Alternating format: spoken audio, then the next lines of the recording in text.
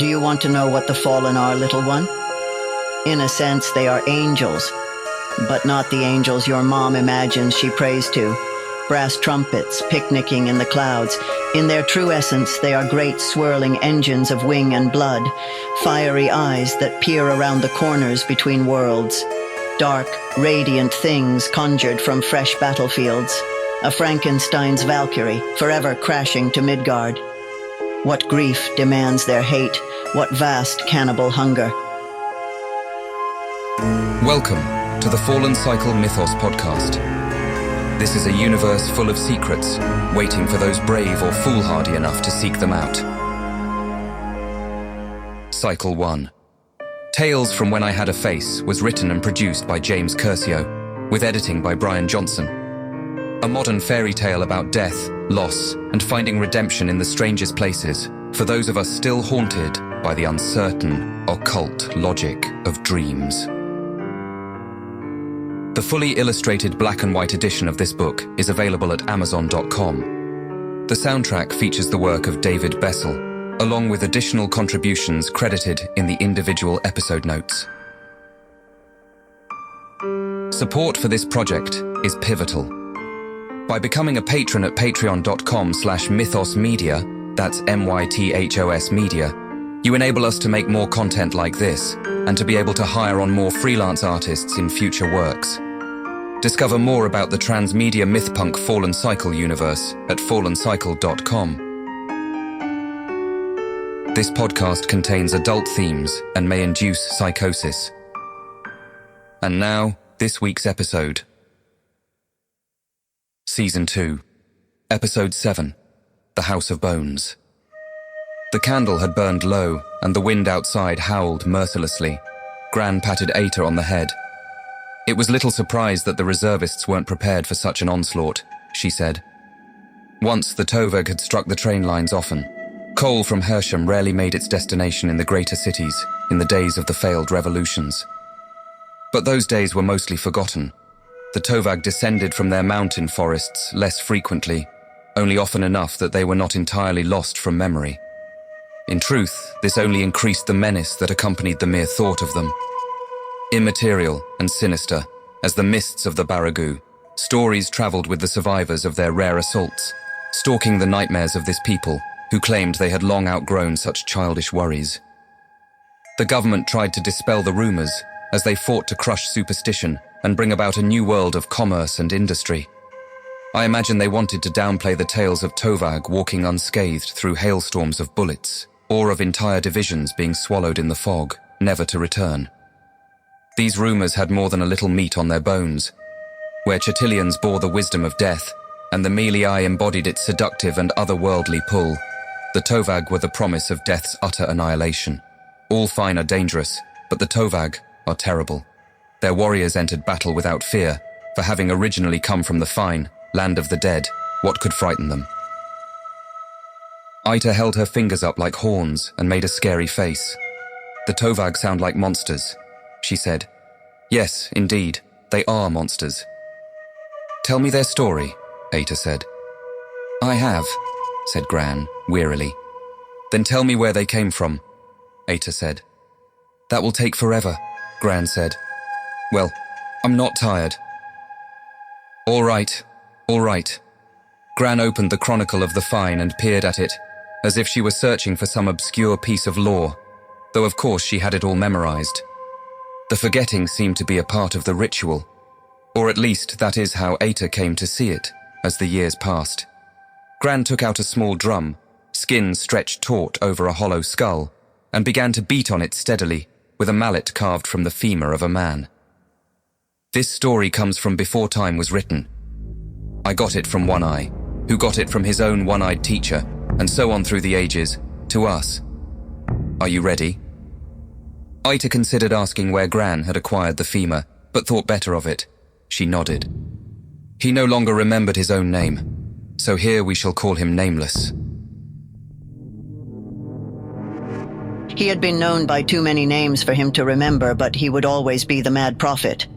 Like all the fallen, his soul was bound in the void, or rather, his essence resided there, and the lives he led in the worlds above were merely dreamed by darkness, his incarnations through the ages of the cosmos merely the shed skins of a snake.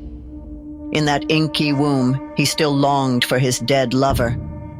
For whole lifetimes that yearning formed his identity, set him searching for her in the starless sky. Those far-off poets of light failed to join in his hunt. She had been pregnant. She never told him and died with that secret upon her lips. But he knew. So when something stirred in the clotted dark and finally freed itself with a pop and a gout of fecund liquid, he thought their unborn child had finally returned to him.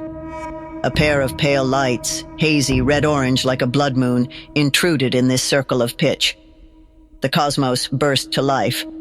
He imagined that these were his son's glowing eyes. So Tovag's eyes still glow in the darkness to this day. By their light, he saw she had been beside him in the dark all along, unseen, her body supine, twisted in the likeness of a nautilus shell washed ashore between the four pillars of the world. He made out his son's squirming shape, tethered as if by a hangman's noose below the gallows of his dead mother. Her once maiden flesh was bloated with the vapors of decay, her eyes wept, no more than oozing sores. And yet somehow, a new life was created from death between her legs, as tendons and empty veins peeked through the seams. The child gasped and wriggled like any baby, but had the teeth of a wolf and eyes of a goat, a sparse, slick pelt, and a head crowned by twin horns, black banded with white like onyx. Those wicked horns had ripped a V through his dead mother's womb. "Are you my son?" Nameless asked, as his son's purple lips wrapped around his finger and he had to retract it from hungry teeth. With surprising strength, the infant wriggled from his grasp and began eating the distended tendrils of placenta. So hungry was that mouth that it moved on to the flesh of its mother, the newborn growing with every gulp until she was herself but a nameless skeleton. Nameless looked up, tears in his eyes, as a star seemed to flash in the void, a world gone nova here in the heart of the maze where he and his lover were interred. This must be his son, he decided, her final gift to him. Then, something ignited there below, as if a spark had leapt from that heavenly flare. The child stared into the flames as his mother's bones crackled in the fire, and he waited as Nameless came to learn the smell of his beloved's burning frame.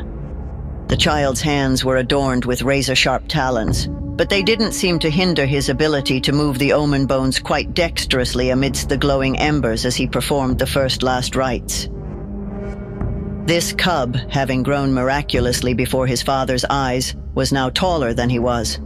And so finally, he looked down upon his father, who was not his father at all, and consumed him as well, for fallen are not allowed in the second world.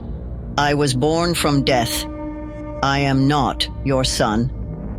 Gran lit a candle, as it had grown dark as she spoke. She wrapped the drum in a pelt and placed it beside her altar. And so the Tovag have guarded the House of Bones since the dawn of the Second World, judging those who dare trespass in either direction, and keeping the fallen spirits of winter from taking up a permanent residence in the domain of the summer.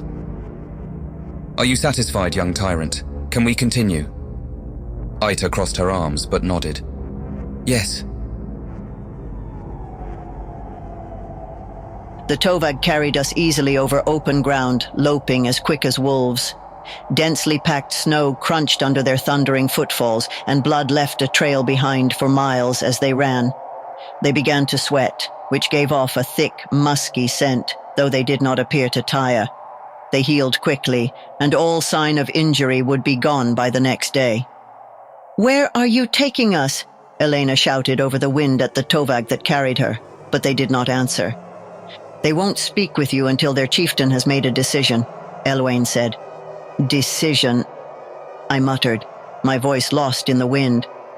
A sinking feeling shadowed our progress, but by this point there was no turning back. As the trees appeared on the horizon, a ragged line of lighter gray set against the white of fresh snowfall, the Tovag picked up their speed to a gallop, now running partially on all fours. In this way they carried us to the edge of the forest. Their home was nestled between the arms of the Alyak, a great puckering of the earth's hide, rising until that rocky spine buckled into the tallest peak in all the second world, Skrellingskald in the tongue of Duvik, an icicle of stone jutting above the clouds. Only the feet of the mountains beyond could be seen at first as we drew closer, and all seemed frozen and silent, although Elwain claimed that in the lowlands, waterfalls still ran between the knobs of the world's spine, sluicing down to the Melia fields in the northwest. Those fields were barren then, but it was said that if spring ever returned, the smell of datura would ride the wind for miles. The leaves of the outermost arrowwoods were kissed by pearl mists that drifted across the field like a tide, ever receding into nothingness. We could see their trunks looming above us now, making the horizon a gradient from wood to swirling vapor to that bone-white mountain that seemed to reach to the unseen heights. In those northernmost lands, the veil to the fane is most thin, for there the fall tree roots, tethering all our souls to the wheel of the world, same as the sun binds all the other worlds spinning about it. The stout trunk of that largest arrowwood was ringed with thorns like knives, wide as a house it was, and a lusterless silver, almost like birch. Vine ropes suddenly fell from the canopy above, rustling as they grazed the carpet of pine needles that softened our footfalls. The Tovag grabbed hold, and we were drawn upwards. The forest floor was so very far beneath us now, and there was nowhere else to go but onward and upward, to what I felt sure would be our doom. In the upper boughs sat the House of Bones, its gate a gaping maw, and the Tovag bore us through it. It smelled damp and dark and musty beyond the gate, the combined wholesome and putrescent scents of the forest, rotting leaves, pine, earth, and concealed carcasses gnawed by beetles and worms. We found ourselves in a vast, circular room ringed round with the skulls of countless beasts, reindeer, elk, ravens, and quite a few humans as well. In the center was a metal bowl, like the one I have now, but far larger, at least several feet across. This was flanked by tusks and set in a shallow pit. An angular knotwork was etched around the outer lip and base of the bowl. Opposite the great bowl, there was an assembly of Tovag, at first only threatening shadows to our eyes unused to the dim light. Sitting at the head of the group, the chieftain sat on a wide throne carved from the living wood that formed this chamber. Beside him was another in well-tooled leather robes, his one good eye gazing into the flame with seeming indifference. These two had more that seemed human in their appearance than the rest, though this only made them all the more intimidating. We cautiously approached the throne behind Elwain. When he was several paces away, he dropped to one knee. "Greetings again, chieftain," he said. The chieftain leaned forward, his eyes like far-off stars, twinkling in a bleak sky bereft of moon. At great length he asked, "Why have you come?" "Have you not received my messages?" Elwain asked. The chieftain did not reply, so he continued earnestly, pointing at Elena. "This is the one I told you of." The chieftain's lips curled into a cruel smile, bearing fangs beneath. "Is she?" He looked on impassively as Elwain produced the Lilitu crown and lay it before the assembly. "We received your message, Raven Wanderer." "You're no stranger here," the chieftain said. He seemed to suffer from none of the linguistic handicaps shared by the warriors who bore us there. Elwain stood and smiled, misunderstanding. "The savior of lost causes," the chieftain continued sardonically. "The scholar of scholars and erudite chronicler of souls." He turned to speak to the many Tovag who flanked him, his tone mockingly refined. "Does he remember the snow we stained on the mountainside? We rolled down like thunder, and the guards round your cell must have quaked like trees in that coming storm. When we hit the fort, it all fractured apart, hand from arm, leg from trunk, head from neck, and never did those pieces rejoin their partners. You thanked us with great honors then, in this very chamber. Then you called us savior for breaking your bonds. Seasons came and went, our masks were rearranged. A different beast now slouches in this throne. When Chanaya cut through our land to make way to Hersham, and in those bloody wounds laid arteries of steel, where were you? Did help ever come as you promised? Now you wear rags and carry tatters. Can you hold the book of your people together with just your own 2 hands? He fell silent, like an avalanche coming to rest. Then the chieftain rose from his throne, looming tall above Elowain, heads above even Wallage. He took a step forward and scooped up the crown. He inspected it as he spoke, and then handed it back to Elowain, his reaction unreadable. You sat and scribbled, elucubrating as the world burned outside your prison window. Now your people are all gone. All but you, ragged wanderer, still clinging to those lost causes. The Karlu Chatel survivors of your people, half-wits and outcasts, make merry in the ashes, or you seek to recruit them and sell off our treasures as scraps. We fight to the last and do not question. We are ever as we were. Elowain opened his mouth to speak, but what he saw in the Tovag chieftain's eyes silenced him, and he cast his gaze downward. For the first time, the one-eyed Oyun that sat beside the throne spoke to the chieftain softly. Enough, Haldak. Bring the crown to me. Then he turned his piercing gaze on Elowain. The child behind you, she is Melie. Unlike all the other Tovag that sat around us, he was stooped with age, his skin pulled tight across his bones, like a raisin that had withered into a stone. Though he spoke quietly, the others seemed to hold their breath to listen more closely. I believe she is One-Eye, Elowain said, his eyes still downcast. He held his hands before him and bowed his back ever so subtly. It was at this moment that I realized how much danger we were truly in. A smile spread across the chieftain's face as he turned to look back over his shoulder at the Oyan. I did not find it reassuring.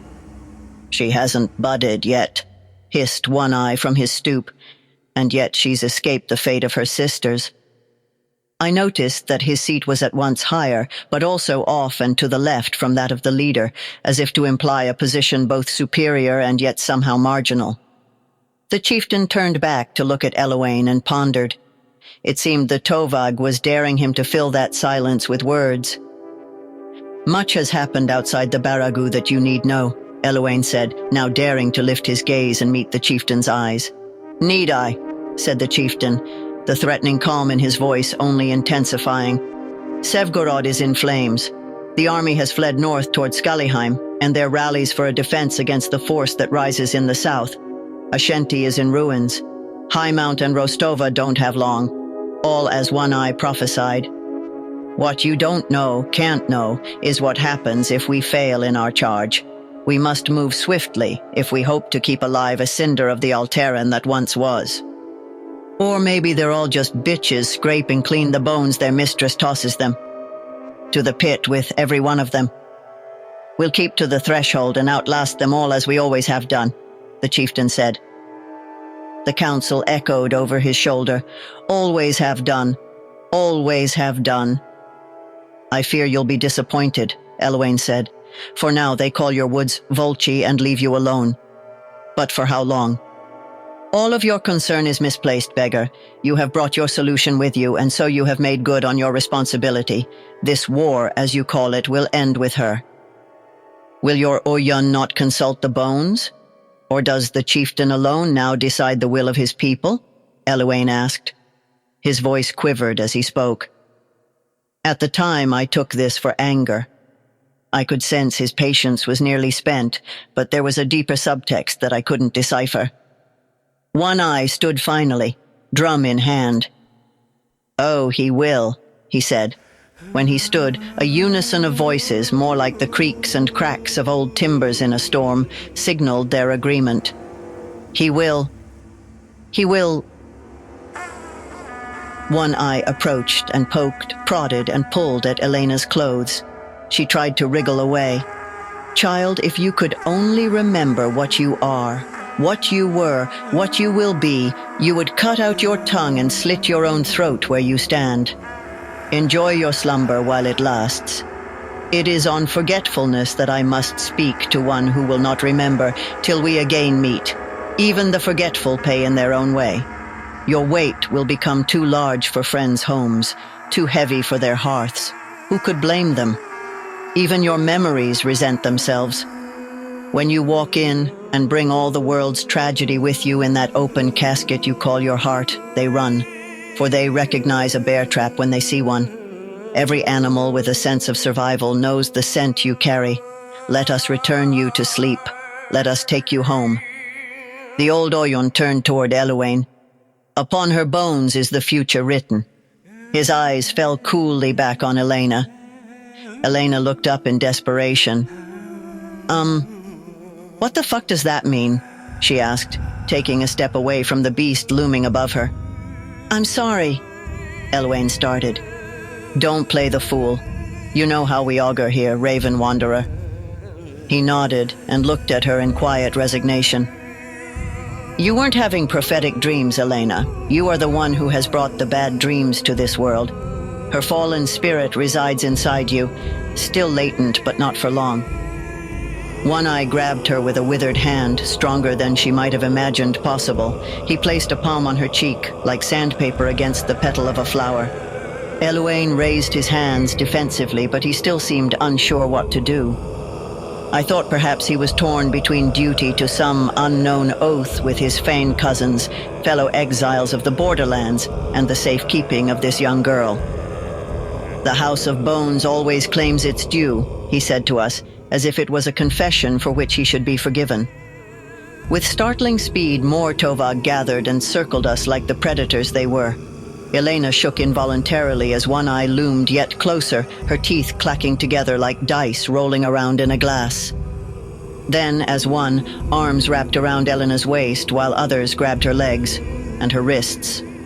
She was lifted off the ground and hauled forward, a piece of felled timber brought by the lumberjacks back to camp. But she didn't go gently, kicking and yelling words of protest all the way to the room's center.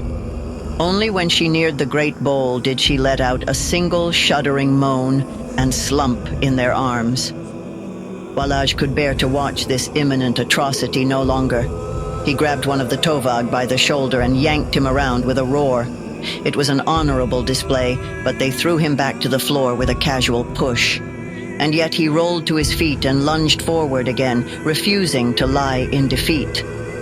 The Tovag tore his chest, and he fell more heavily this time. He struggled to rise again, but finally could not.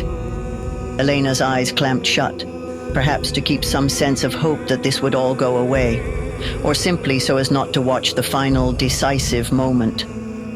For many years I would dream of what followed, a dream that always ended the same. A blade rose high into the air and dropped with a thunk. Blood sprayed behind her, shooting in two distinct, spurting rivulets and then slowing to a single seeping flood that stained the ground. Her now headless body a silhouette before the flame as it collapsed with eerie slowness. Her mouth open in some final defiance as that head rolled across the floor, finally stopping at my feet, staring up sightlessly. Then there was shrieking and howling from the pit, as if her voice had been thrown across the room. A brittle sound, like an enormous tree falling on the mountainside, echoing in the silence after all the animals have scattered into their holes.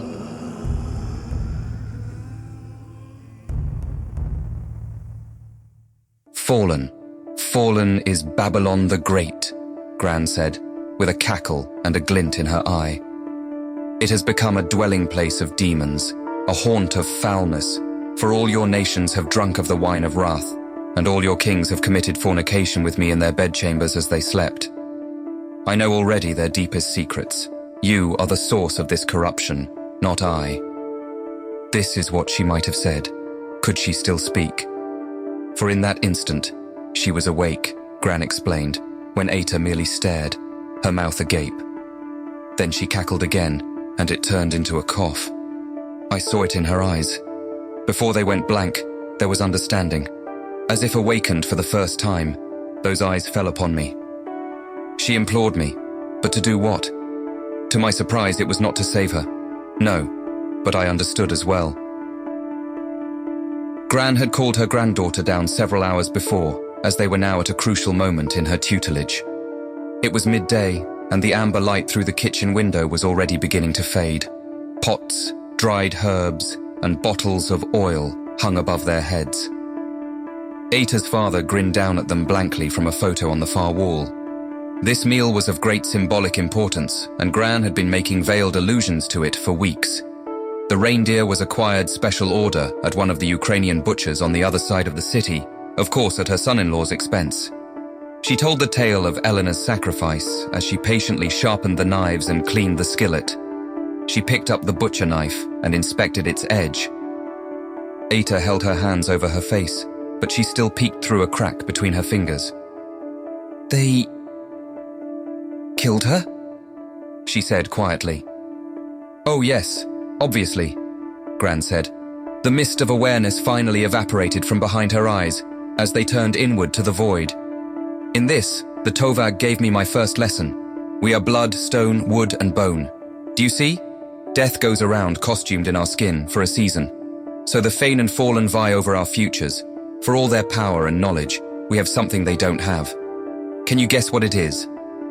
She pressed down with the blade, flaying the skin over the ribs, pulling it taut with one hand as she gently rocked the blade forward and back with the other. "No? Well, it is time I told you. My Ayta, if you follow the path I have laid before you, you will not be reborn, nor will you find yourself amongst the 12. We can become a thing both like and unlike Fane and Fallen. A daring Oryon is free in a way they can never be." So, where was I? In the House of Bones. Hot blood spilled into the fire, choking the air with metallic smoke. They went about her corpse like master chefs, with the same indifferent reverence. It wasn't personal, you see. Knives of sharpened bone sheared flesh and sinew from the tougher spots. Gran herself started separating ribs with a cleaver, 2 at a time. The bones would feed the fire, they said. First, the pups licked them clean as paper. The Oryon would later carve unfamiliar shapes in scapula and parietal bones, hips and femur, and cast them amongst the flames where they would hop about as if possessed of a final paroxysm of life. She grabbed one of the ribs and with a violent twist of her arms, splintered it in 2. A spray of fine droplets hit the table and she sucked the raw marrow before passing it to her granddaughter. The bones popped one final time, like corn in the heat, and finally lay still, she said, nodding approvingly as her granddaughter imitatively licked the pink whiteness of the socket. One Eye contemplated those before him. Nisa stared back, her eyes mirroring the consuming fire that charred Elena's bones. The Melii would never again be that odd, playful child. Walaj's head had sunk into his hands, his thoughts back in the ruined streets of Ashenti. He couldn't save Ishara. He hadn't even been able to save this little girl. And Eluane looked off into the distance guiltily. He must have known the danger of coming here, and he did it without warning us. This had always been a funeral procession. Summer had relented to fall. A group of Tovag raised their bone trumpets and let out a blast. Others in front of them beat on drums of skin stretched across hollowed ox skulls. One Eye spoke liturgically. "As the first Oryon once taught us, we have done." He stood above Elena's remains, now carved into pieces and arrayed before him. "Sight begins with the eyes. All they have seen and known," he said, reaching down and scooping them from a small bronze bowl. He tossed them into the fire, where they sizzled and quickly burst. "In goes the sweet flavor of candy she can no longer taste, and the song her mother once sang," he said, then tossing her teeth into the flames. He continued with blood and skin, nerve and bone, kidney and heart, and the fire roared with pleasure at each fresh addition. I choked on the blood smoke that churned around us. Then the elder Oryon sat in silence and inhaled deeply. His good eye rolled back, as blind to this world as the empty socket beside it. One Eye tossed a final lock of Elena's hair into the flames which had burned low. There was a sizzle and a foul smell. He turned first to Walaj, who was again on his feet, shakily grasping his side and grimacing past the pain as he ignored the growing stain in the fabric he had quickly wadded over his wounds. "Are you sure you wish to hear our augury?" "I must," Walaj said. "Very well. Son of a broken people, heir to their shame, now face the truth. You will vanish like the rest of your line. Into that pit you fell on the day your lover was slit to ribbons, hid by graceful Imari arches as they tumbled around her. You looked above and you said, "Why did you not fall on me also, and hide me from the face of the world?" Every night since you've dreamed of dragging her broken body from the Nadia waters, but she slips between your fingers like sea foam, as if everything was again sundered, and so the collapse of an empire means less than the stilling of a single beating heart, so long as it was hers. Walaj looked down at himself, feeling sick. You will soon forget your life, as will all but those who speak of this one last journey you took, where you thought you were protector, but have always been merely jailer for an execution and an afterthought in a forgotten book. But has this not been the secret yearning of your heart? To vanish and bear the world on your shoulders no more? So rejoice, all this weight you carry is vanity. You are free of your prodigious service. Walaj fell to his knees and looked up at the ceiling, and he did not rejoice. One eye turned toward me now. My cheeks were streaked with tears of shock, but I tried to set my face resolutely. The Oyon again spoke, and no one dared interrupt.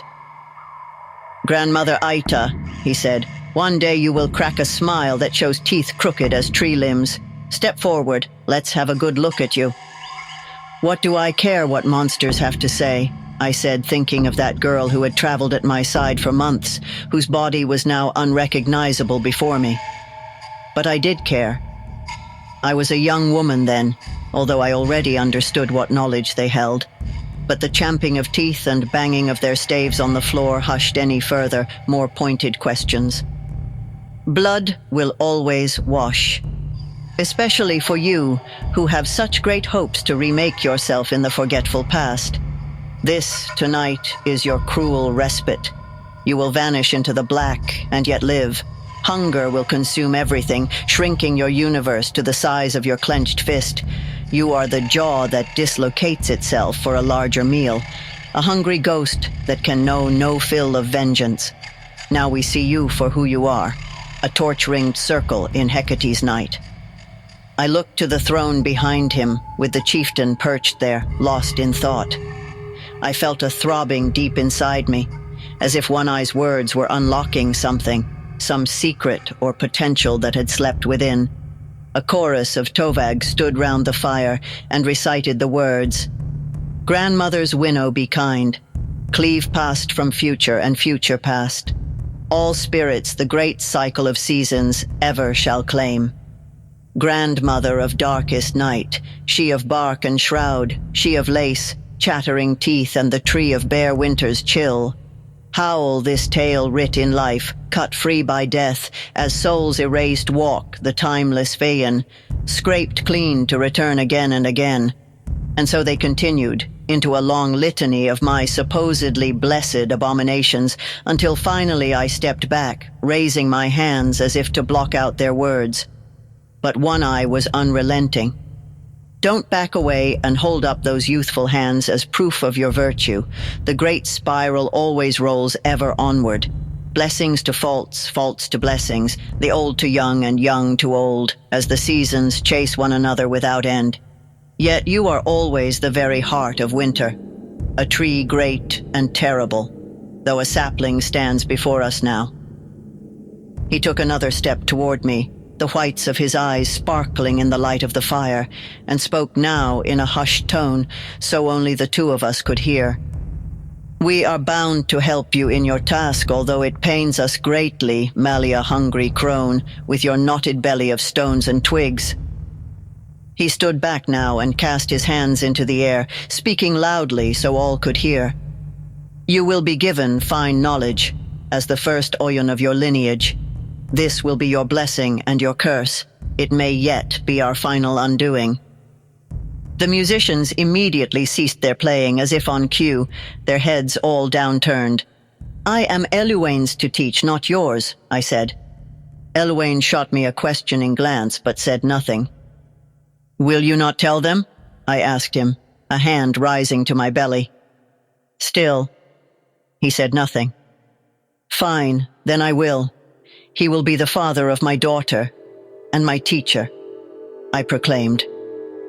Elena stood behind us like a statue, his eyes still downcast, shamefully silent. It was One Eye who eventually spoke. No, withered root, knotted bark. We have said it. It is so. I felt very afraid. For once, it was my voice that trembled. Not with uncertainty, but with an anger that surprised me with its fierceness, like floodwaters rising seemingly from nowhere. In they rushed, carrying away with them all the tenderness that I thought I bore for this alien being I had once taken into my bed. What a coward he seemed to me then. One Eye took a slow step toward me, his shadow blotting out the flames, but Nisa stepped between us before he could reach me, her claws out. Ho ho! The spring flower shows her barbs. One Eye regarded her warily, sensing the poison she brewed for him in her eyes. She bared her teeth and hissed like a feral cat. No, Nisa, I said, my voice suddenly calm and clear. It's all right. I will do as they ask. She looked at me skeptically, gradually lowering her claws. The ancient Tovag picked up a skull chalice from beside the bowl, where Elena's bones still cracked in the fire. He mixed poison of his own there, the blood of their sacrifice, with something I could not see. It smoked and hissed and then went still. He leaned toward me. Drink, he said. Nisa and I both turned toward Elena. What will happen then? I asked. Drink, One Eye implored again. I sat cross-legged on a bearskin rug near the fire, now holding the bone chalice hesitantly. But another plan was forming in my head. First, the calculated risk. I drank as instructed. It was warm and slightly bitter in an earthy way, herbal as the smell of spruce and yet also gamey, like blood mixed with elk milk. I wiped my mouth as the others looked on expectantly. Then quite suddenly I fell, my eyes seeing only the void, chasing after Elena's descent into darkness. Somewhere, far off, I heard the chalice rolling away from me across the hard floor. Of what happened in that darkness, I will not speak, Gran said, as she looked out the window and listened to the pounding rain. She held a feather in her hand and was stroking it absently. Sprigs of juniper and dried nettles hung overhead, but there are some evils that cannot be so easily warded against. Ayta implored her, but Gran was firm. A moment later she continued, as if answering aloud to a voice that only she heard. When your time comes, you will see for yourself. You will see. Ayta gave her best pout. She had become quite adept at getting what she wanted. Tell me just a little. Gran's eyes fluttered closed, and then opened again with great effort. Her chest burned with each breath. Gran, Ayta said, you saw something on the other side. You've told me you have. Gran nodded very slowly and then asked, Tell me, why did the Tovag kill Elena? I don't know. Sure you do, Gran said. Think. Well, Elwain suspected. Somehow Elena didn't know herself, didn't know she was Lilith yet. He had to be sure, so he took her to the House of Bones, for the Oyon to determine. But what does it mean to have another name? Gran grunted. This lesson is most important. What color are those bricks there, that make up the wall around my window? Ayta thought this a strange question, but she was also used to strange questions. Red, or brown? And so it is. But what is this red other than the color of those bricks? It is a circle, you see. This points to this, and this to that. And it all leads back to where you began. If you use other words to describe it, has its nature changed, or is it still what it is? This is the mystery of our tales. We recast the world with the babble of our mouths and think we've changed what those bricks are. It is useful to have a common name. Hey You gets old quickly, but it is meaningless. A true name is not a word, it is not spoken, and it is not replaceable. She was not Lilith. She was that thing in the void that found a home in her heart until the two became as one. The veil of words merely sheathes the circles of wood, bone, and stone. They are breath, the wind. Words may mark our grave, but the stone keeps it. She pinched Ayta's cheek lightly and smiled, though it held a touch of malice. Oh, never you mind. For now. What do you think, Owl? What is this Ayta? Are you my Ayta, or are you some stranger who has stolen my name? Do you ever look in the mirror and forget who you are? Ayta thought on this, but could not find the answer. Gran was also an Ayta. Were they one, or were they two? There is only one of me, she said finally, haltingly. No. We contain within us many people who may go by the same name. Who chooses which one you will be, and the choice she will make? She is the one you are, Gran said, and then she smiled again, and reclined on her bed. You're not quite old enough, but you will be someday. Think on this question, and you'll come to know the difference between the Fane, the Fallen, and the Oyen. Then you will know what I saw. You will know what they offer and what they want. They are the stone in the void, we are the name in the wind, and there are ways the one can become the other. Do not forget. She began wheezing and lost her voice altogether as Ayta stood by helplessly. Finally, the breath returned. Ah, my dear, she said. You've thrown me off. Let me finish. I am tiring. Where was I? When I awakened from my trance in the House of Bones, I already saw with perfect clarity what I must do. I thought, if the Fine need Melie to sustain themselves in the second world, what might I do with one in their domain? I knew I had to act fast. There wasn't even a single moment to consider. Before Elwain or anyone else could stop me, I grabbed his pack with one hand, containing both the crown and his precious chronicle, and Nessa's hand with the other. For I saw that they had opened a gate with their scrying, and I realized I might pass through. The House of Bones was my round-trip ticket to the place you aren't supposed to be able to return from. I charged toward the fire in the center of the room as they gaped like imbeciles, and the two of us vanished into those beckoning flames in the midst of their cauldron, not to be seen in the second world again. Gran absently stroked the purple, knobby flesh of her chin. Now you finally know how my face came to be like this, the price of knowledge. For before we passed to that twilight forest that lies beyond, the heat licked at my cheeks, and it was hungry. This is how I tricked the Fine, and with their knowledge walked alive into the timeless land of the dead. Then she turned to the flowers Ayta had plucked and left by her bedside the night before, and tried to smell them, but coughed painfully. Hold on. Did the Melie finally return to replenish the second world? What happened after you took her with you? Ayta asked, feeling Gran's attention slipping away, and the end of her story with it. As a young girl, she had needed reassurance, but now, she hungered for these details with an addict's craving for their drug of choice. Gran sighed and shook her head. Time is a web, but we are not the spider.